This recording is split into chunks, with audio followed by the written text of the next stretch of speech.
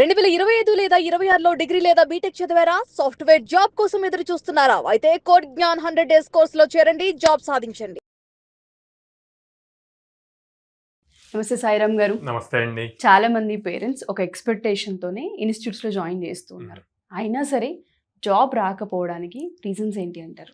3 simple things చెప్తా అండి. Both parents కి స్టూడెంట్స్ కి కామన్ గా థింక్ చేసేవి. ఒకటి మార్క్స్. ఓకే. సో మార్క్స్ ఉంటే జాబ్ వస్తుంది, మంచి పర్సంటేజ్ ఉంటే జాబ్ వస్తుంది అనుకుంటారు. కానీ మార్క్స్ ఎప్పుడు మార్క్సే, నాలెడ్జ్ కాదండి. ఓకే. Second qualification. బీటెక్లో సిఎస్సి చదివాం, ఏఎంఎల్ చదివాం, సో మాకు జాబ్ వస్తుంది అనుకుంటారు. కానీ క్వాలిఫికేషన్ ఎప్పుడు సర్టిఫికేటే, అది ఎప్పుడు నాలెడ్జ్ కాదు. 3 టాలెంట్. సో టాలెంట్ అన్నది ఎప్పుడు ఒక సింగిల్ టాపిక్ మీద నేర్చుకొని అక్కడితో ఆగుతారు. అట్లాగుంటే అది సెట్ అవ్వదు, నాలెడ్జ్కి ఈక్వల్ అవ్వదు. నాలెడ్జ్ రావాలి అంటే ఎవ్రీడే కోడింగ్ ప్రాక్టీస్ చేయాలి. ఎవ్రీడే కోడింగ్ ప్రాక్టీస్ చేస్తే మీకు కాన్ఫిడెన్స్ లెవెల్స్ వస్తే ఇంటర్వ్యూలో జాబ్ క్రాక్ చేయగలుగుతారు. సో అందుకే పైన నేను చెప్పిన ఈ 3 థింగ్స్ ని గనక ప్రాపర్ గా, మార్క్స్ ఎప్పుడు నాలెడ్జ్ తో ఈక్వల్ కాదు, క్వాలిఫికేషన్ ఎప్పుడు నాలెడ్జ్ తో ఈక్వల్ కాదు, టాలెంట్ ఎప్పుడు నాలెడ్జ్ తో ఈక్వల్ కాదు. ఎవ్రీడే ఖచ్చితంగా కోడింగ్ ప్రాక్టీస్ చేస్తే మాత్రమే జాబ్స్ వస్తాయి. అలా చేయకుండా మాకు మార్క్స్ ఉన్నాయి, నాకు 80% ఉంది, నేను సిఎస్సి బ్యాక్గ్రౌండ్ నుంచి వచ్చాను, నాకు జాబ్ వస్తుంది అనుకుంటే గనక రాదండి. ఓకే, అది హైలీ ఇంపాసిబుల్ అని చెప్పొచ్చు అంటారా సార్? Highly impossible. మనం చాలా ఎగ్జాంపుల్స్ కూడా చూసాం.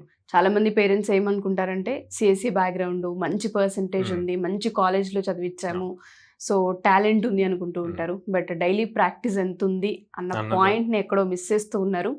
మేబీ జాబ్ క్రాక్ చేయాలన్న ప్రాసెస్ లో డైలీ ప్రాక్టీస్ అనేది కనుక ఒక 3 months మ్యాండేటరీ అండి. ఇంకా అసలు వాళ్ళు ఇప్పుడు నిద్ర లేవగానే బ్రష్ ఎలా చేస్తామో ఇంకా అట్లా డైలీ వాళ్ళు కోడింగ్ ప్రాక్టీస్ చేస్తేనే మినిమం 3 to 6 months, అంటే ఉన్న జాబ్ మార్కెట్ లో 6 months ఇంకా వేరే యావిగేషన్ లేకుండా ఓన్లీ ఫోకస్డ్ గా కోడింగ్ చేస్తేనే వాళ్ళ స్కిల్ నెక్స్ట్ లెవెల్లో ఉంటుంది. అప్పుడు ఈజీగా జాబ్ క్రాక్ చేయగలుగుతారు.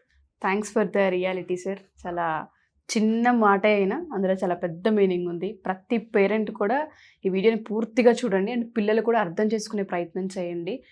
మన నాలెడ్జ్ అనేది దేనితో సమానం, నాలెడ్జ్ ఎప్పుడు వస్తుంది, ఎలా మనం కన్సిస్టెన్సీ ప్రాక్టీస్లో పెడతామో అప్పుడు మాత్రమే జాబ్ క్రాక్ చేయగలుగుతాం అనేది దీని డీపర్ మీనింగ్. అండ్ మన దగ్గర కన్సిస్టెన్సీ అనేది చాలా రెగ్యులర్ ప్యాటర్న్లో ఉంటుంది, ప్రతి స్టూడెంట్ చెప్తుంటుంటారు.